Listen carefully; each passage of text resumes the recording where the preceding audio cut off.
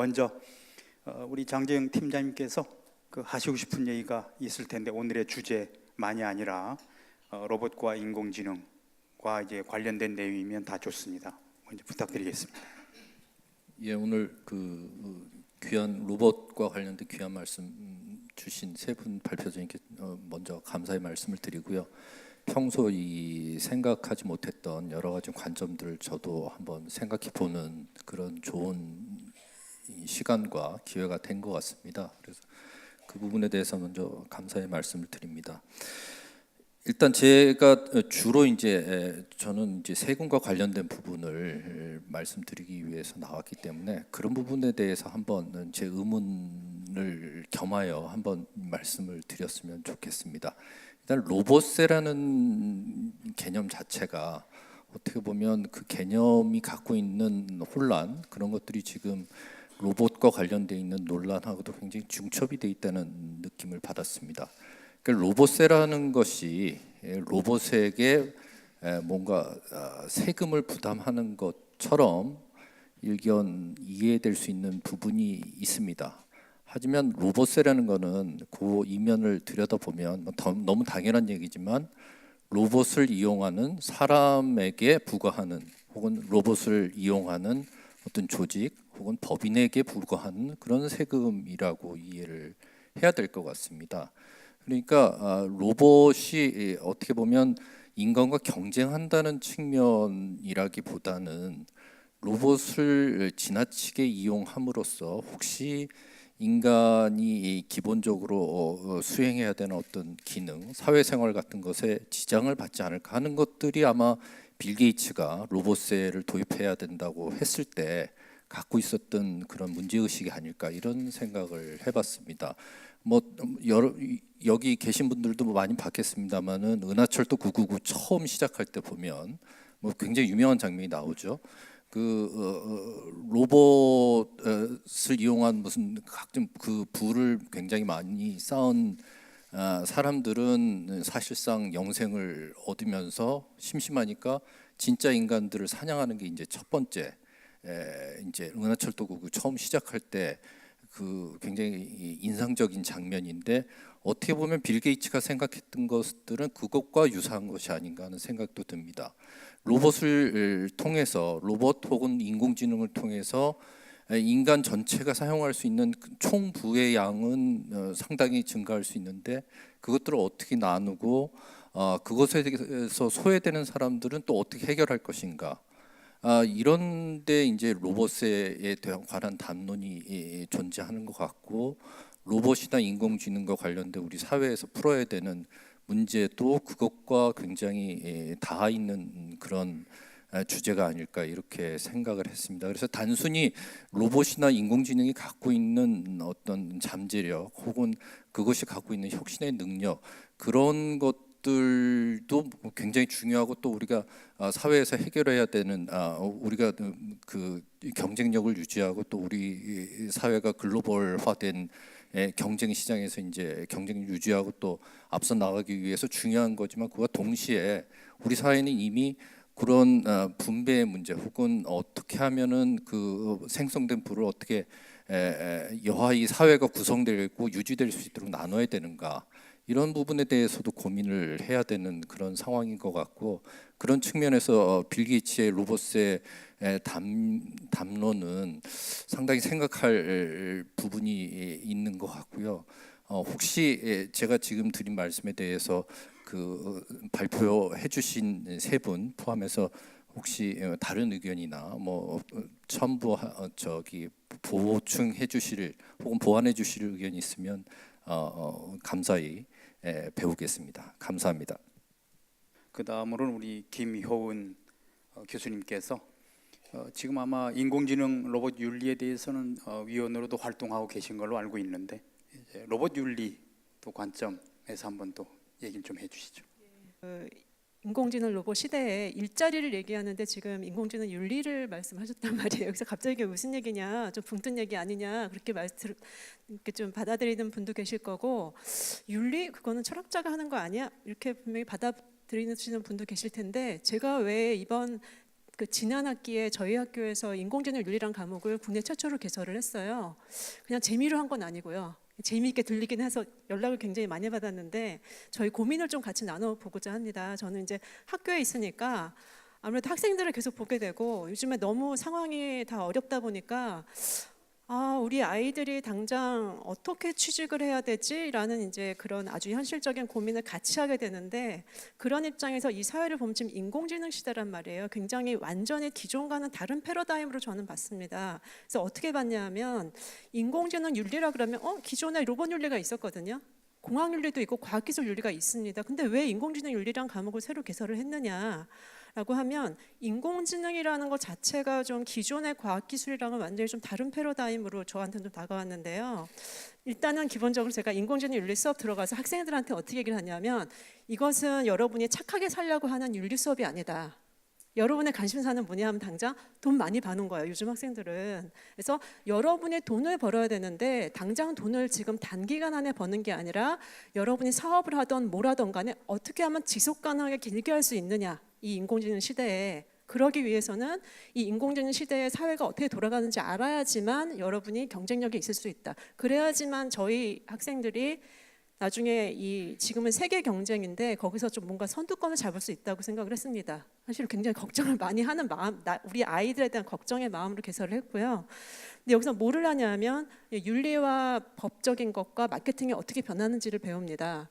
근데 이게 너무 추상적이지 않으라고 또 계속 말씀을 하실 수도 있는데 한 가지 예를 들면 미국에서 벌써 한 3, 4년 전에 콤파스라는 인공지능 프로그램을 사용해서 재범 예측 프로그램이거든요. 그러니까 이렇게 범죄를 많이 들어보셨을 거예요. 그 범죄를 다시 저지를 사람들을 골라내면 전체적 범죄율이 줄겠죠. 그래서 인공지능을 사용해서 그거를 재범 예측률을 해서 사람들을 좀 이렇게 컨트롤을 해봤더니 실제로 어떤 주에서는 30%가 넘게 줄었습니다. 굉장한 효과거든요. 그래서 역시 인공지능 프로그램을 사용하기 잘했어라고 했습니다. 근데 그 다음에 2년 있다가 우리나라 신문에 뭐가 났냐면 미국에서 이렇게 콤파스가 좋은 효과를 보이니까 우리도 도입을 하겠다고 우리나라 그 경찰청인가요? 거기서 지금 아마 어느 정도까지 왔는지 잘 모르겠지만 자 그러면 그 다음이 문제인데요. 그 다음에 나온 분석을 보면 과연 이 인공지능 그 알고리즘이 어땠느냐를 보니까 그 범죄자는 꼭 흑인만 있지 않죠. 미국에서. 근데 이게 의도적인 건 아닌데 알고리즘 자체가 그 학습하는 데이터가 좀 더 많은 부분이 흑인이거나 빈곤 가정에 있는 범죄자로 밝혀졌습니다. 그 약간 편향이 들어간 거죠. 자 그렇게 되면 이거는 공정성에도 문제가 되고 일단은 그 데이터를 사용해서 영향받는 시민들이 굉장히 늘어나게 됩니다. 저도 그거에 대해 예외일 수가 없겠죠. 그렇죠. 그것도 그렇고 제가 수업 시간에 듣는 예는 여러분이 만약에 사업을 한다, 로봇을 판다. 지금은 전 분야가 다 인공지능을 사용하도록 앞으로 흘러가고 있는 것 같습니다. 근데 그런 걸 사용해서 장사를 하거나 뭐를 할 때 이 알고리즘이나 요거를 어떻게 활용해야 될지를 생각을 하지 않았을 때 예를 들면은 비즈니스가 제대로 안 될 수도 있겠죠.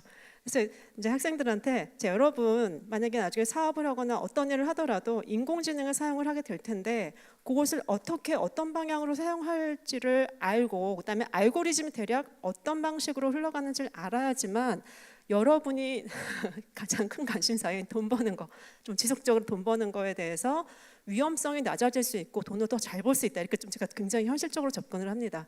그래서 AI 윤리라는 것은 착하게 살자가 아니라 과연 내가 하는 일에 지금 인공지능 시대에 어떻게 하면 지속 가능성을 유지할 수 있을까를 조금 더 학생들이 그거를 미리 인지하고 로봇을 만들던 사업을 하건 인공지능을 이용할 때 조금 더 도덕 감수성을 갖추도록 해서 비즈니스에도 거꾸로 도움이 되도록 하는 것이거든요. 그렇게 해서 이제 지금 보통 로봇 인공지능 그러면 인공지능이 굉장히 인공지능이 하는 일, 그 와세 문제인데요. 와세 문제에 그 초점이 많이 낮춰지고 있지만 저희 수업에서는 이 인공지능 윤리 수업에서는 what도 중요하지만 그 what을 어떻게, how, 그다음에 why, 그거 왜 하는지를 먼저 생각을 하게 되면 지금 아까 발표하신 그 내용 들어보니까 중국이 지금 너무 선두를 치고 나가서 지금 사실 우리나라가 많이 좀 뒤처져 있고 굉장히 위험하다라고 말씀하셨는데 자 이것을 그냥 what으로 쫓아가게 되면 사실은 제가 보기엔 방안이 별로 없다고 생각합니다. 그걸 어떻게 할 것인가, 왜 하는가 방향을 약간 좀 새롭게 하다 보면 아까 말씀하신 창의성이라든가 그런 것들이 좀 나오게 되지 않을까. 그래서 저는 인공지능 윤리 부분은 그냥 윤리가 아니라 이것이 비즈니스나 사업이나 로봇 산업이나 이렇게 기술이 한꺼번에 다 묻혀져 있는 것으로 생각하고 있습니다. 그래서 이런 것을 통해서 이제 일자리는 좀 커다란 범주인데 좀 도움이 되지 않을까 생각하고 있습니다. 네, 감사합니다. 고맙습니다. 그 로봇에 대한 거는 실은 빌 게이츠만이 아니라 작년에 우리나라 국회에서도 로봇에 대한 입법해야 된다고 한번 발의한 적이 있는데요. 지금은 좀 무산되고 좀 잠재해 있습니다. 언젠가는 다시 거론될 건데요. 그 로봇에 대한 의견을 한번 우리 김진호 교수님 먼저 좀 얘기 좀 해주시죠. 우리나라 그 산업 정책에 보면은 로봇 산업 정책을 보면 로봇 개발하는 쪽에 많은 지원을 해줬어요. 근데 로봇을 사용하는 쪽에는 별로 지원을 안 해줬습니다. 이상하게도. 근데 일본하고 중국은 로봇을 사용하는 쪽에다 많이 지원을 해줍니다. 사용하는 쪽에다가 우리가 농촌에서 농기계에서 하면은 지원해 주는 것처럼 그런 식으로. 근데 우리나라에서는 그 로봇을 사서 사용하는 사람한테 뭔가 뭐 좀 몇 %를 지원해주고 사용을 권장하고 시장을 만들고 하는 그런 노력은 우리는 별로 못했어요. 그게 참 로봇 산업 정책에서 아쉬운 점인데, 오히려 저는 로봇세를 거둔다 이런 얘기는 너무 우리한테는 안 맞는 거고, 로봇 사용하는 사람한테 경제적 지원을 하지는 못할 망정 로봇 사는 가격에 몇 %를 도와준다든지 그런 거를 중국과 일본은 하고 있는데, 그런 걸 못할 망정 로봇세를 이야기하는 거는 우리는 그냥 못 들은 척하고 넘어가야 되는 그런 게 아닌가.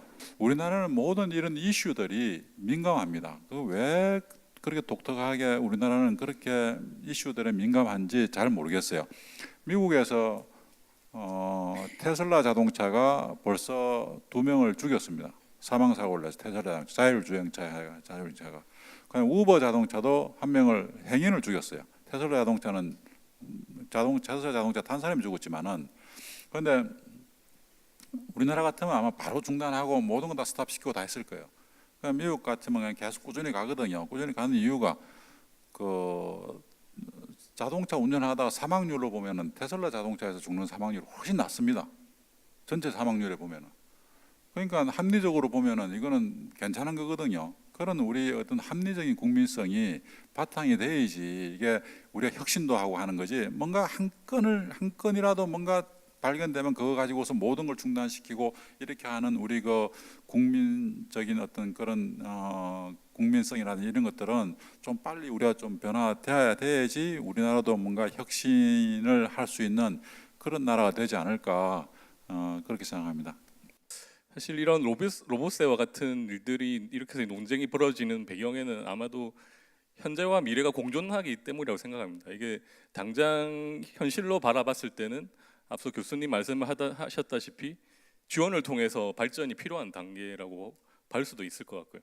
그렇지만 이렇게 빌 게이츠와 같은 어떻게 보면 미래를 먼저 볼 수 있는 사람이라고 생각하거든요. 굉장히 돈 냄새를 잘 맡은 사람이고요. 그런 사람들이 보기에는 이런 식으로 가다가는 분명히 뭔가 터질 거라는 것을 이제 직감을 하고 있다라고 생각을 합니다. 그렇기 때문에 지금 이미 이제 소위 이제 로봇세라는 얘기를 하고 있는데, 앞서 장 팀장님께서 말씀하셨다시피 지금 현재는 이런 로봇세가 너무 이렇게 로봇이 의인화돼서 로봇에 직접 세금을 매긴다라는 생각에 굉장히 흥미롭지 않습니까? 자체가. 그래서 그런 식으로 어떻게 보면 이게 가능하다 안 가능하다 약간 판타지에 있지 않느냐는 식으로 소모되는 면이 없지 않아 있다고 생각합니다. 근데 분명히 지금 이 로봇세를 약간 용어만 바꿔보면 자동화세라고 바꿀 수 있을 것 같거든요. 그러니까 단지 이런 기계적으로 육체적 노동을 이렇게 바꾸는 게 아니라 앞으로는 이미 저희 현실에서 나타나고 있지만, 예컨대 그 뭐 챗봇이라고 있지 않습니까? 그게 지금 상담원을 대체할 수 있다라고 하는데 그 자체는 로봇이 필요하지 않거든요. 단순히 소프트웨어로 알고리즘을 통해서 데이터 처리하면서 그런 어떻게 보면 분명한 일자리들을 대체할 수 있는 것도 생기고 있다라는 겁니다. 그리고 서비스 일자리 같은 경우에는 뭐 그 육체적인 노동이 필요하지 않는 일자리가 굉장히 많은 경우도 많고요. 그러니까 이런 논의들을 함에 있어서는 분명히 현재와 미래에 대한 이런 어떤 격차에 대한 인지가 중요할 것 같고요. 그래서 현실을 얘기할 때는 지원이 필요하니까 이거를 죽이면 안 된다는 것은 지금 경제학자도 다 얘기하고 있거든요. 그러니까 우리가 기술을 사용한다라는 것은 어떤 생산성을 높이는 것, 똑같은 투입에 비해서 더 높은 생산성을 누리기 위함인데, 이렇게 어떻게 보면 인류의 풍요를 위한 기술에 세금을 가해서 페널티를 매기는 게 말도 안 되는 사실은 얘기입니다. 일단 기존의 시각에서는. 근데 이게 왜 또 논의가 되고 있냐면, 이러한 발전 기술의 발전 추세를 더 이상 점점 더 인간들, 특히나 한 국가들이 통제를 할 수 없는 단계로 가고 있지 않는가 하는 고민이거든요. 그러니까 지금 이미 글로벌화를 넘어서 지금 세계가 디지털화에 접어들고 있다라고 얘기를 하고 있는데, 한 국가가 어떤 정책을 아무리 잘 실행을 하더라도 어떤 국가가 예컨대 우리는 로봇을 매겨서 로봇의 기술 발전을 막고 있지만, 다른 나라들은 로봇을 더 지능을 시켜서 만약에 우리나라 산업 자체를 먹어버린다라면 로봇을 먹이려고 했던 그런 의도 자체가 완전히 사라져 버린다라고 생각할 수 있거든요. 그렇기 때문에 이런 정책들이 지금 우리 국가 한 국가 차원의 논쟁으로 끝나셔야 될 문제가 아니고, 이런 논쟁들을 점점 더 글로벌 단계, 지금 이런 논의들은 주로 이제 OECD나 이런 데서 주도를 하고 있긴 합니다만, 국제적인 그 협업을 통해서 정책 공조를 통해서 이런 것을 이제 점점 더 현실화되고 있는 문제에 대응할 수 있는 어떤 프레임워크를 만들어가기 위한 논의는 계속해야 되지 않을까. 비단 이 문제가 지금 당장은 벌어지지 않겠지만 분명히 우리가 대비해야 될 문제가 아닐까, 그렇게 생각합니다. 그다음에 이제 로봇 윤리 관련해서요.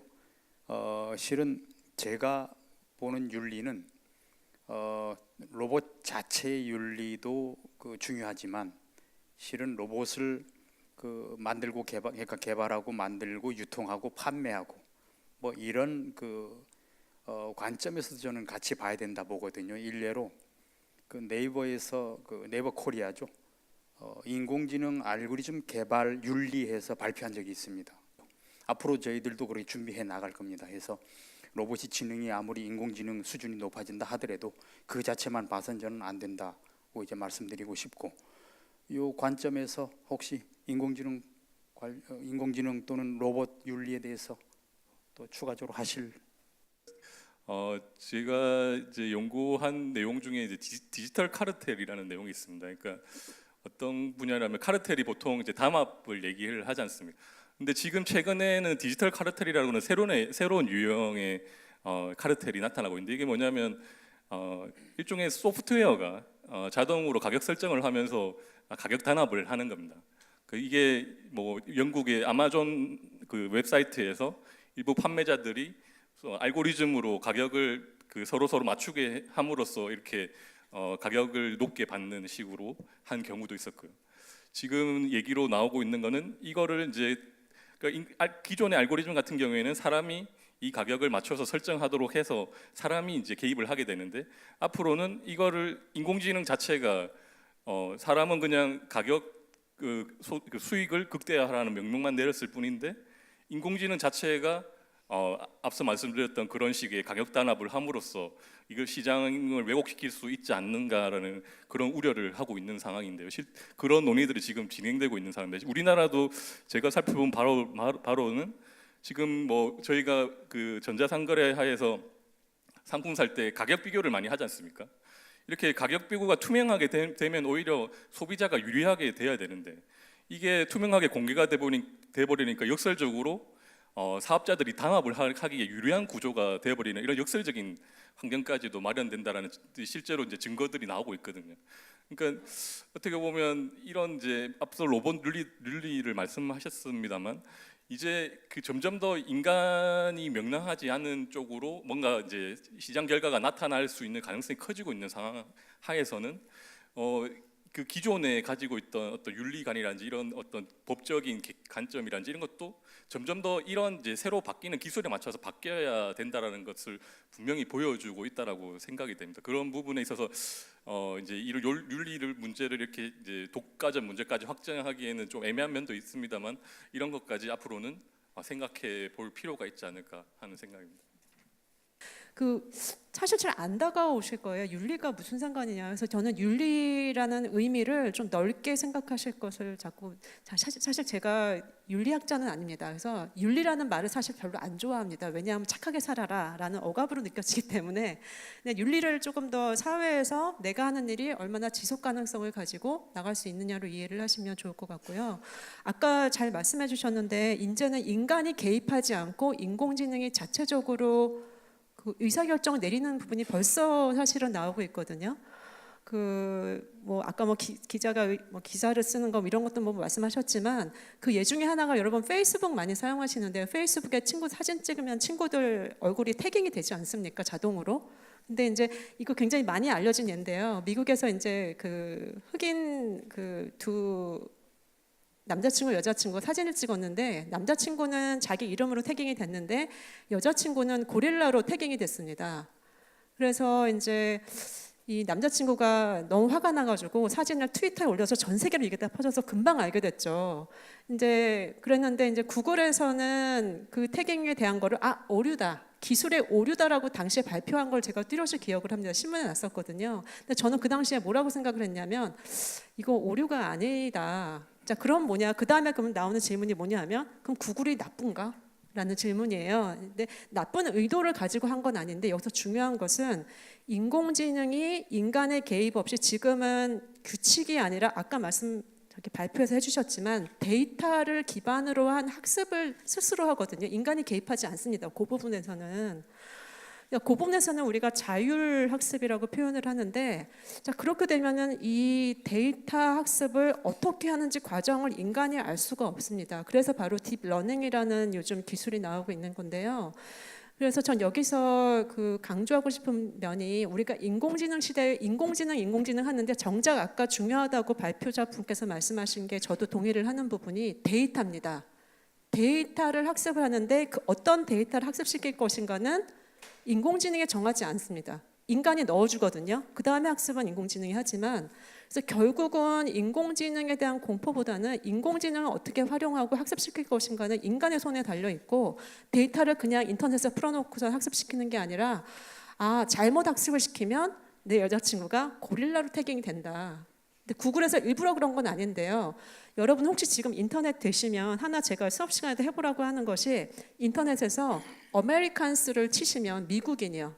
치시면 이렇게 나오잖아요. 나오는데 거기서 이미지를 눌러보시겠어요?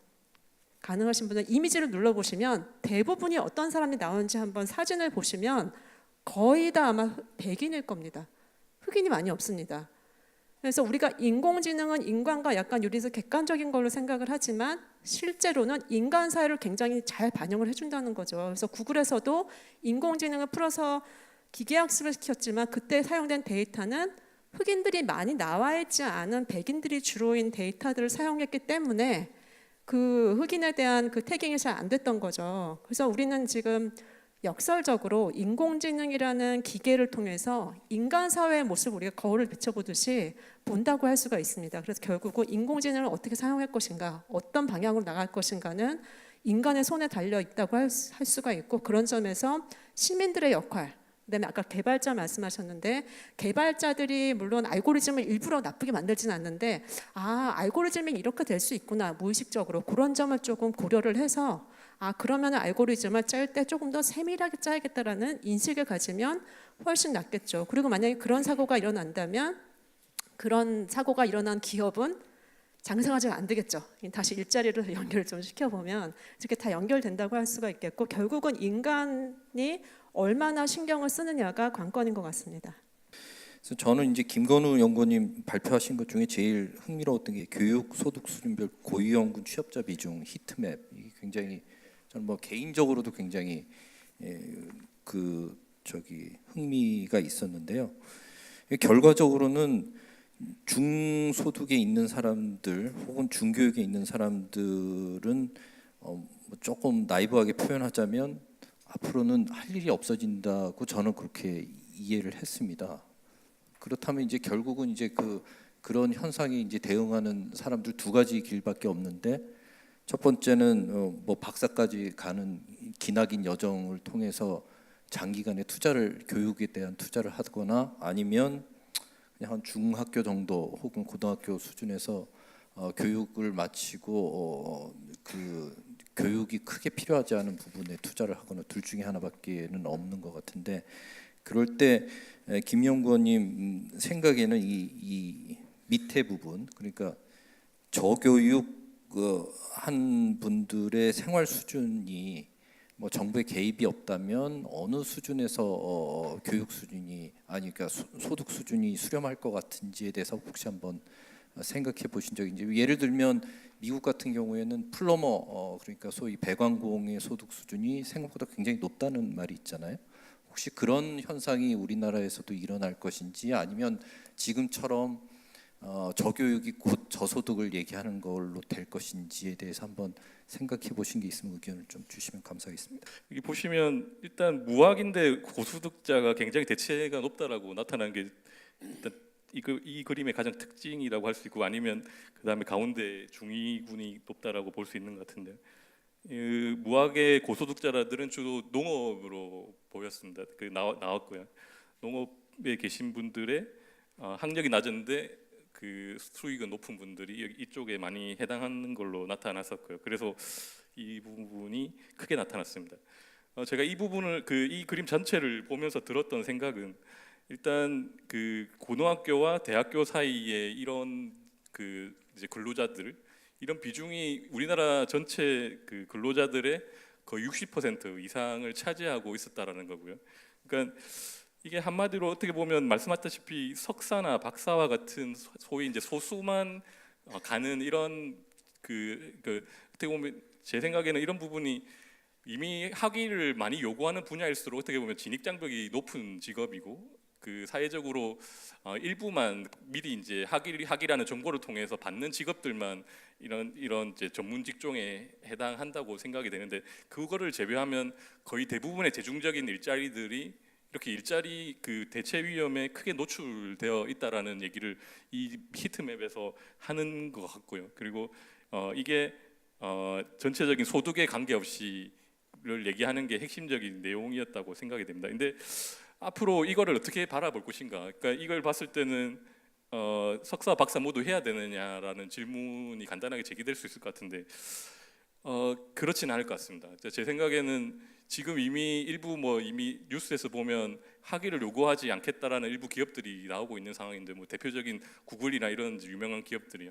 그러니까 이게 무슨 말이냐면 이전에는 학위라는 것을 통해서, 졸업장을 통해서 정보를 받아서 사람을 판단하는 게 어느 정도 맞아 떨어지는 시대. 그러니까 공부를 해서 전공을 해서 하면 이 사람이 어느 정도 직업 능력이 있다라고 인정받는 시대였다라고 하면, 앞으로는 그게 쉽지 않을 거라는 시대를 얘기를 하고 있는 것 같습니다. 그러니까 단순히 저희가 초등학교, 중학교, 고등학교, 대학교 이 정도의 정규 과정을 거쳐서 배우는 지식들이 얼마나 유효기간이 있냐라고 판단했을 때는 점점 더 그 기간이 짧아진다라는 얘기를 하고 있을 것 같고요. 그러니까 정규 과정이 아니라 앞으로는 끊임없이 어떻게 보면 공부를 해야 되고 평생 교육을 해야 된다라는 그런 것을 좀 얘기하고 있지 않은가. 그러니까 학위가 중요하기보다는 그 사람의 실제적으로 직업 계속 배울 수 있는 능력이랄까요?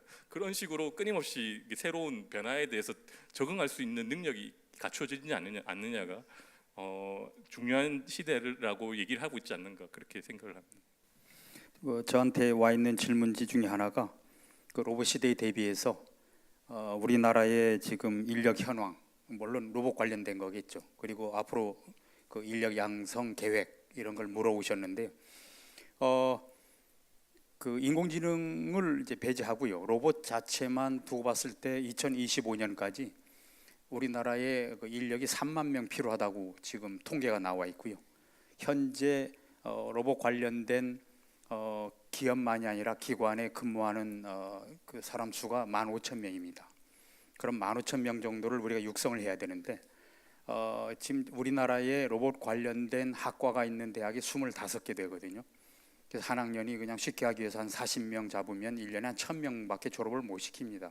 그러면 한 15년 해야 그렇게 되는데, 이건 학교에 의존해서만 되지는 않고요. 또 하나는 학교에 의존해서 안 되는 이유가 뭐냐면, 우리나라 현실 아시잖아요. 대학 졸업시키면 중소기업에 안 가지 않습니까? 근데 우리나라 로봇 기업의 90% 이상이 중소기업이거든요. 그럼 이걸 인력을 우리가 어떻게 이제 육성할 거냐 해서 일부 기관 또는 저희 기관 포함해서 어떤 또 교육을 하고 있냐면요, 현장 인력 재교육을 하고 있습니다. 현재 중소기업에 근무하는데 로봇 관련해서 일은 하지만 로봇 관련해서 제대로 배우진 못했고, 이런 인력을 대상으로 해서 현장 인력 재교육 사업을 하고 있고요. 또 하나는 현재는 로봇 일은 안 하지만 그 중소기업 내든 아니면 취업을 위해서든 직무 전환 교육도 저희들이 하고 있습니다. 그래서 이거는 서로 상호 보완적으로 해서 어쨌든 우리가 인력을 지금 2025년까지 필요한 인력을 수급하기 위해서 노력하고 있고요. 거기에다 붙여서 제가 발표할 때도 잠깐 얘기했지만 로봇은 이제는 사다 쓰면 되고요. 이 사다가 우리가 어떤 비즈니스를 위해서 시스템을 꾸밀 거냐. 제가 아까 저 바리스타 로봇 얘기했는데 지금 달콤 커피라 해서 거기에는 전국의 매장에 로봇으로 해서 그 커피를 만드는 바리스타 로봇이 지금 설치되어 있는 데가 있거든요. 그것처럼 그건 로봇만 있어도 되는 게 아니거든요. 주변에 커피를 만드는 그 공정에 대한 시스템을 꾸며야 되거든요. 그럼 이 꾸미는 일을 누가 할 거냐? 이 인력도 저희들이 양성을 해야 되거든요. 그리고 또 커피를 만드는 공정을 아는 또 전문가가 있어야 되죠. 이게 공정을 모르고는 시스템 못 꾸미고, 또 시스템을 몰라서는 로봇을 아무리 갖다 줘도 사용을 할 줄 모르고, 그래서 이런 부분은 시스템 또는 서비스 관점에서 로봇 기반으로 어떤 솔루션이나 시스템 꾸미는 거는 저희 인력 양성하기 위해서 지금 정부 차원에서 준비하고 있습니다. 예, 이 정도 저는 말씀드리고, 또 하나 그 인력 그 일자리 관련해서 우리 김건우 선임연구원한테 온 질문이 하나 있죠. 답변 좀 해주시죠.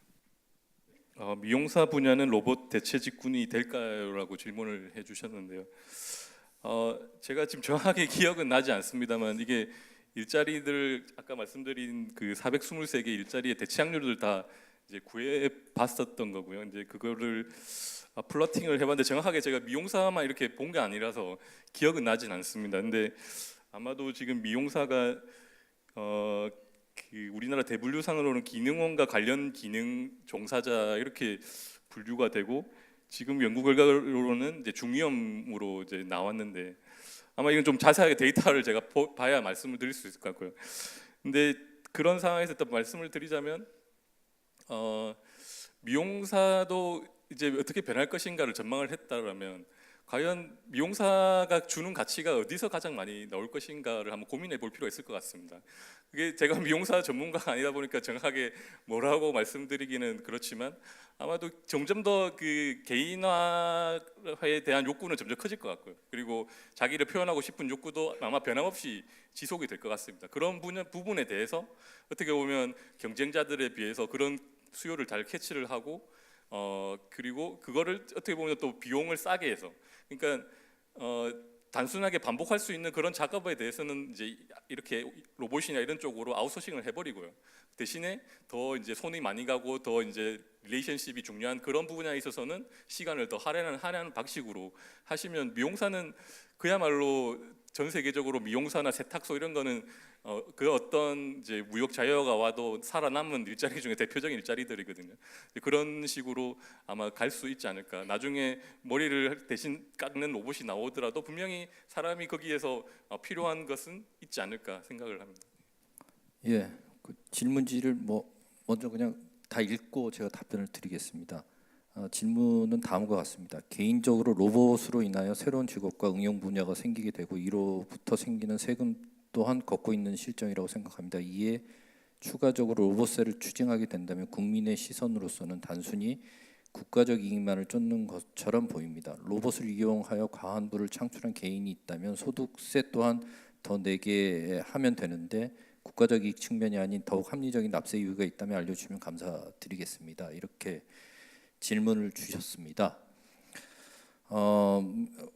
이 질문에 대해서 답변을 드린다면 로봇세라는 이 담론 자체가 빌 게이츠도 그렇고 우리나라에서 얘기하는 것도 그렇고, 저는 이게 당장 로봇의 사용에 대해서 세금을 매기자 혹은 로봇의 사용으로부터 발생하는 것에 대해서 세금을 매기자 이런 담론은 아니라고 생각을 합니다. 기본적으로는 로봇세라는 것을 도입할 수밖에 없는 먼 훗날 아까 김건우 연구원께서도 말씀하셨습니다마는 먼 훗날 뭐 어떤 사람을 특이점이라고 표현하기도 합니다마는 그 특이점 이후의 시대에서 더 이상 인간이 로봇이나 인공지능보다 더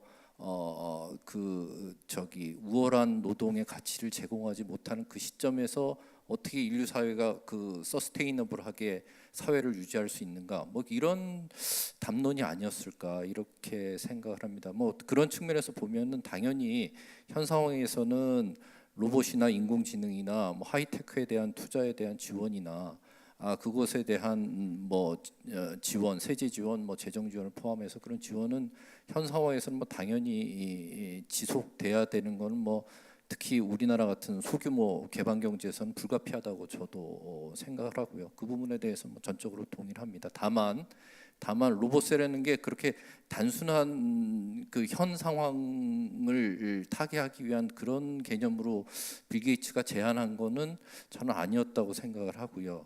어떻게 먼 훗날 아까 제가 미래 디스토피아에 대해서 간단히 얘기했습니다만 그런 디스토피아가 오지 않게 하기 위해서 인류가 어떻게 준비해야 되느냐 뭐 이런 데 대한 어떤 예언적인 성격이 있지 않았나 이렇게 생각을 합니다. 이상입니다. 예, 고맙습니다. 그 다음으로 우리 김진호 교수님이 질문지를 많이 갖고 계신데 종합적으로 좀 답변을 해주시죠. 우리나라만이 갖는 경쟁력이 무엇인지요? 하는 질문입니다. 부끄럽게도 지난 15년 동안 굉장히 많은 노력을 했는데도 불구하고 우리나라 로봇 산업 경쟁력은 향상되고 있지 못합니다. 저는 잘 될 거라고 믿고 우리나라가 갖고 있는 강점이 분명히 있고 그게 어떤 민첩, 그다음에 맞춤, 이런 다이나믹성 이런 것들이 로봇 산업을 키우는데 굉장히 도움이 될 거라고 생각하고 정부 정책을 기한하고 했었습니다. 15년 전에 했었는데 그런데 그게 제 뜻대로 잘 안 되더라고요. 그래서 우리나라가 지금 잘하고 있는 건 로봇 밀도가 과장된 거긴 하지만은 그나마 대기업 중심으로 로봇 활용하는 게 많았었어요. 로봇 활용 능력은 좀 우리나라가 잘 하고 있는 것 같아요.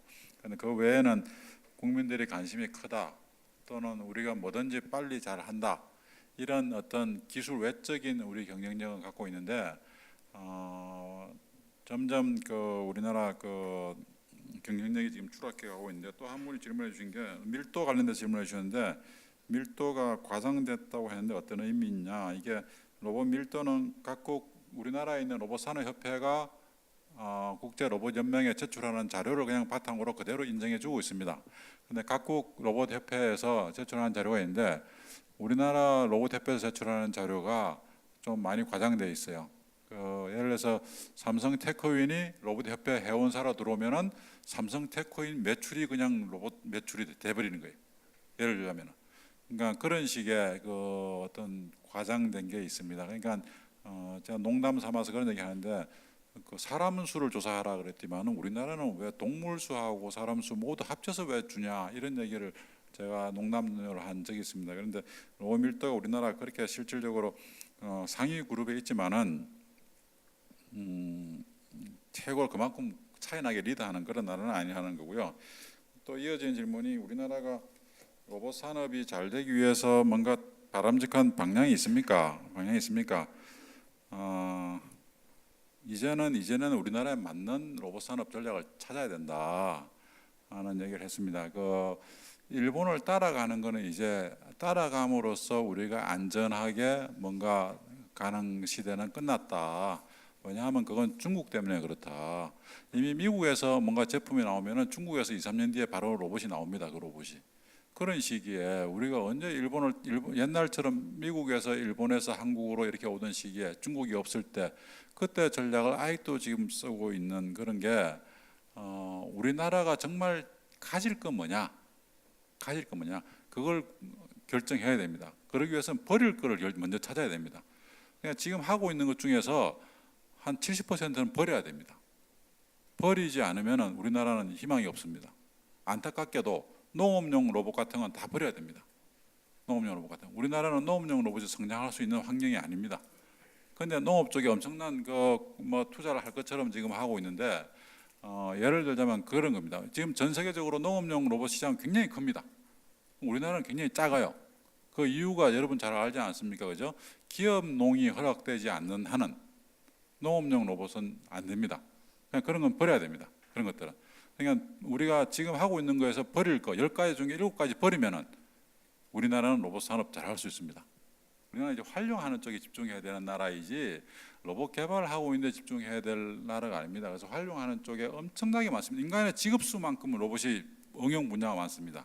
비로소 로봇이 성인이 되는 겁니다. 활용하는 쪽에 집중한다 하는 얘기는 로봇에 집중한다 하는 거는 유아기 청소년기를 겪는 겁니다. 성인이 되는 거는 로봇을 활용하는 쪽에 집중하는 거고 그래서 그런 쪽에 그 집중해 준다면은 그 우리나라가 좀 활로가 있지 않을까 싶고 마지막으로 그 요리를 하는 로봇 관련해서 그 뭐 사줄 수 있는 사람과 못 사주는 사람 또는 이제 로봇을 활용하는 사람과 로봇을 활용하지 못하는 사람 사이에 양극화가 될 게 아니냐. 이거는 뭐 당연한 질문이 당연하죠, 그죠? 당연히 양극화될 겁니다. 옆집에서는 로봇을 써서 요리를 하고 나는 로봇을 안 써서 요리를 하고 그럼 옆집에서는 뭐 100인분 팔아도 되고 나는 뭐 하루에 기껏 해봤자 20인분 팔고 그러면은 당연히 이쪽에 돈 많이 벌고 저는 자꾸 세태가고 그럴 겁니다. 그냥 이런 차원에서 자본주의가 갖고 있는 어떤 양극화 문제를 로봇이 해결해 줄 수는 없습니다. 로봇이.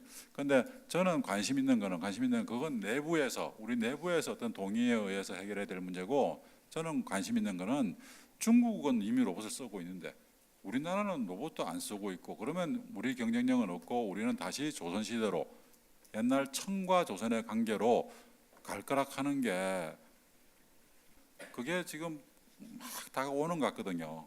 그러니까 우리는 로봇에 관해서 논쟁해야 될 게 아니고 굉장히 빨리 나가야 될 그런 시기입니다. 그것도 지금 다 모든 걸 다 지우고 가면 안 되고 딱 가져가야 될 것만 딱 줄여가지고 챙겨가지고 거기서는 세계 최고가 되자 이런 각오로 간다면은 좀 그래도 나은 그 제가 가르치는 학생들한테 좀 나은 미래를 물려줄 수 있지 않을까 그렇게 생각하고 있습니다. 감사합니다. 저도 한 2가지 정도 좀 답변을 드리겠습니다. 하나는 질문은 이제 중국 로봇 분야 육성 계획하고 기술 추격에 대비해서 우리나라의 로봇 산업에 대한 지원 정책 그리고 로봇 시장 대응 보호 정책에 대해서 설명 부탁했는데요. 실은 뭐 우리가 대상하는 게 중국만이 아니기 때문에 중국하고 유럽, 일본 다 포함해서 말씀드리면 로봇 산업에 대한 지원 정책은 실은 저희가 대한민국 로봇 산업의 발전 그리고 육성을 위해서 정책 수립 그리고 발굴까지 하는 게 저희 역할이라 그걸 근간으로 해서 산업부, 중소벤처기업부의 사업을 가져다가 저희들이 기업 지원을 하거든요. 기업 지원하는 게 주로 어떤 부분의 비율이 제일 크냐면 기업이 제품을 시장에 팔 직전 단계 제품은 있는데 이게 팔 데가 없는 겁니다. 왜냐하면 우리나라 전 세계적으로 그렇습니다. 우리나라만이 아니고 그러면 수요처하고 공급처를 서로 엮어서 보급 사업을 하는 겁니다. 쉽게 말하면 이게 우리나라에서 먼저 검증을 해주는 거죠. 어떤 기업에서 어떤 공정에 어떤 목적으로 적용해봤다 레퍼런스를 만들어주는 그런 역할을 하는 보급 사업이 있고요. 그건 이미 거의 한 8년 이상을 해오고 있습니다.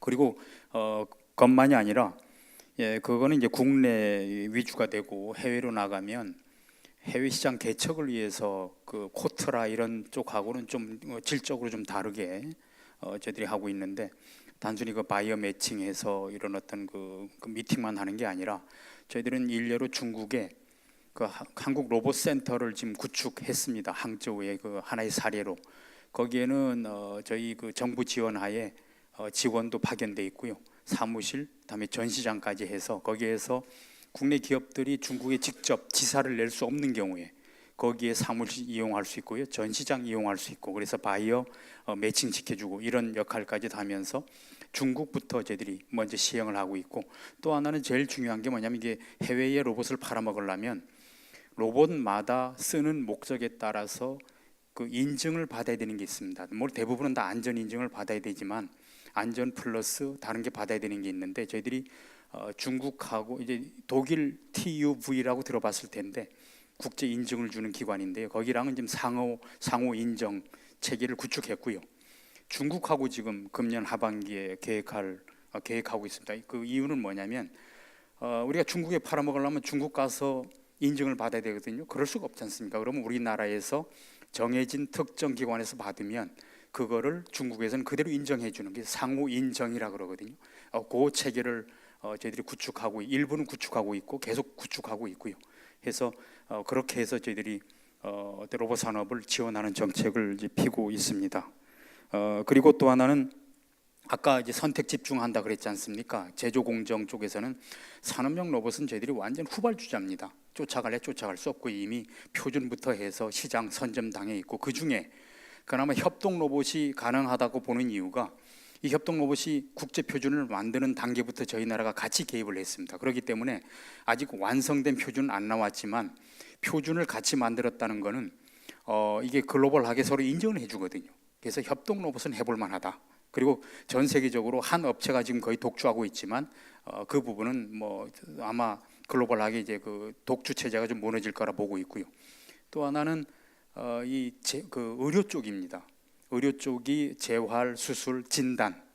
우리 김준호 교수님도 진단 쪽 그 관련해서 하고 있지만 이 부분 또한 국제 표준을 지금 같이 만들고 있거든요.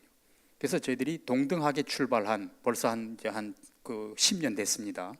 같이 출발했기 때문에 글로벌 시장도 아직 누가 뭐 여기 선점이다 뭐다 아직 그 성숙도 안 돼 있고 이런 부분은 정부 차원에서 선택 집중하면 단기적으로는 저희들이 가능하다 보는 부분이고 지금 그 이외에 더 우리가 정부 차원에서 한다면 물류 로봇 이 부분도 지금 어떻게 우리가 지원책을 마련할까 지금 고민 중에 있습니다. 그래서 관련해서 또 한 분이 그 협동 로봇 관련해서 이제 질문을 주셨는데 간단히 답변을 드리겠습니다. 지금 협동 로봇이 있는데 여러 장점이 있지만 산업용 로봇에 비해서 속도나 정밀도가 좀 떨어진다. 그러다 보니까 이제 응용 분야가 제한적이라 이제 말씀하셨고 그래서 협동 로봇의 발전 방향 그리고 주요 사업 분야로 전망되는 응용 분야 그리고 협동 로봇이 극복해야 될 점을 물어보셨는데요. 협동 로봇은 산업용 로봇에 비해서 장점은 그겁니다. 아까 말한 대로 로봇이 있으면 어쨌든 작업자하고 같은 공간에서 할 수 있다는 그럼으로 인해서 원래는 중소기업형 독일에서 시작할 때는 그 중소기업 공정에 쓸 목적으로 많이 했거든요. 왜냐하면 중소기업이 작업 공간도 좁고 또 하나는 이 일하는 것 자체가 과거 산업용 로봇은 상당히 무거운 거를 빠른 속도로 뭐 이동을 하건 작업을 하든 그런 목적이었는데 협동 로봇은 빠를 필요 없이 그리고 그 들 수 있는 무게도 현재 한 12kg 드는 게 거의 뭐 15kg 나와 있지만 거의 12kg이 거의 최대로 들 수 있는 거고 속도도 빠르지 않고 그러다 보니까 작업자가 부딪혀도 충격이 크지 않은 이런 용도로 실은 또 만들어진 거거든요. 이제 그러다 보니까 서로 장단점이 있는데 극복해야 되는 그겁니다. 제일 큰 거는 안전입니다. 왜냐하면 사람이 옆에 있다 보니까 산업용 로봇은 그 울타리를 쳐서 하니까 사람이 들어갈 수가 없거든요. 들어가면 멈추니까. 근데 협동 로봇은 작업자가 있는데도 이게 작업을 해야 되거든요. 그러니까 안전이 제일 크고요. 또 하나는 혹자는 협동 로봇이 싸다고 돼 있지만 그렇게 싸지만은 않습니다. 그래서 가격을 더 다운해야 된다. 이 정도로 제가 말씀드리고 그 다음에 우리 김건우 선임연구원께서 마저 답변하시겠습니다. 예, 저는 추가적으로 디지털 무역 장벽에 대해서 질문을 주셨는데 그 전에 아까 그 로봇세 관련해서 첨언을 드리자면 그러니까 로봇세는 어떻게 보면 조세 정책 중에 그 세금을 부과해서 어떻게 보면 그 사업자한테 소득을 이전시키는 것이지 않습니까? 근데 그게 지금 상황에서는 어떻게 보면 좀 먼 일이라고 생각이 되지만 사실은 저희가 고용 창출을 위해서 그런 세제들을 많이 운용을 하고 있는 상황이거든요. 대표적으로 뭐 과거에 있었던 임시세액 투자 공제 같은 경우에는 세액 공제 같은 경우에는 기업들 투자하면 그에 대해서 법인세를 감면해 준다라든지 그런 정책들이 있었고요.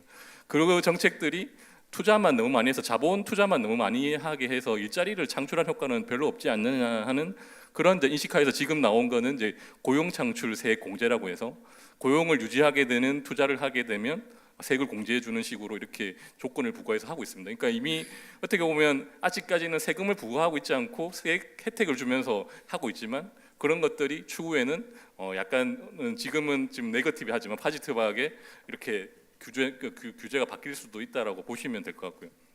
그다음에 디지털 무역 장벽을 말씀하시면서 아까 제가 그 중심에 데이터가 있다라고 말씀을 드렸는데 그거의 구체적인 사례를 이제 들어달라고 질문을 주셨습니다. 사실 디지털 무역 자체는 아직까지 이제 익숙한 용어는 아닌데요. 이게 최근에 그 2014년, 16년 이렇게 미국의 국가무역위원회에서 이런 관련한 보고서를 내면서 좀 글로벌 이슈가 되기 시작했습니다. 미국 입장에서는 저희가 소위 뭐 가파라고 얘기하는 구글, 뭐 아마존, 페이스북, 뭐 애플 이런 회사들이 소위 디지털 기업이라고 얘기를 하는데요. 이런 기업들이 인터넷을 기반으로 해서 전 세계적인 시장들을 장악을 하고 있거든요. 사실 우리나라와 중국, 러시아 빼고는 구글이 포털 사이트, 소위 이제 제일 처음 접속하는 검색 사이트는 다 장악을 하고 있고 유럽은 거의 초토화가 된 상황입니다. 그 로컬 기업들이 거의 그쪽에서는 나오지 않는 상황, 별로 두각을 나타내지 못하는 상황인데요. 그렇다 보니까 이제 이런 거를 방어하기 위해서 지금 일종의 각 국가들이 미국을 일종의 미국 기업들을 견제하기 위한 하나의 규제적 정책들을 내고 있습니다.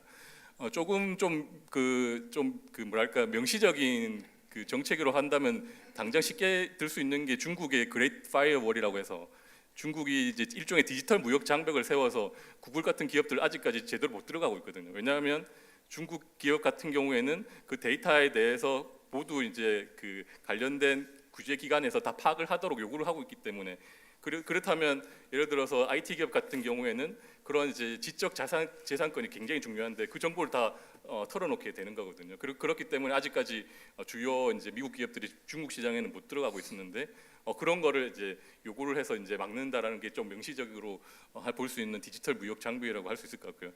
최근에는 약간 좀 암묵적으로 무역 장벽이 논의가 되고 있는 게 대표적으로 EU에서 얘기하고 있는 GDPR이라고 일반 데이터 보호 지침이라는 겁니다. 이게 뭐냐면 기존에는 어떻게 보면 저희가 뭐 대표적으로 얘기하는 게 잊혀질 권리라고 얘기를 하고 있는 게 구글에 저희 데이터가 남으면 이걸 삭제하기 위한 그런 절차들이 굉장히 복잡했다는 겁니다. 저는 만약에 어떤 저에 대한 안 좋은 정보가 있을 때 이걸 지우고 싶은데 그걸 지우기 위해서는 제 정보인데 통제를 못해 왔다라는 거죠. 그거를 이 지금 GDPR 이런 거에서는 그 정보에 그 정보를 제공한 개인 정보의 주인이 그 정보를 주체적으로 통제할 수 있는 권한을 주는 거거든요. 그리고 그런 이제 어떻게 보면 준법 시스템이 마련되지 않으면 그 해당 기업의 CEO한테 그 매출에 얼마의 그 벌금을 때릴 수 있는 그런 규정이 생긴 겁니다. 이게 뭐냐면 어떻게 보면 아직까지는 유럽은 그런 이제 정보 중심의 데이터 중심의 그런 인터넷 기업들이 성장을 못 하고 있으니까 그런 그 어떻게 보면 그런 글로벌 IT 기업들한테 규제를 가하고 있다라고 볼 수 있을 거예요.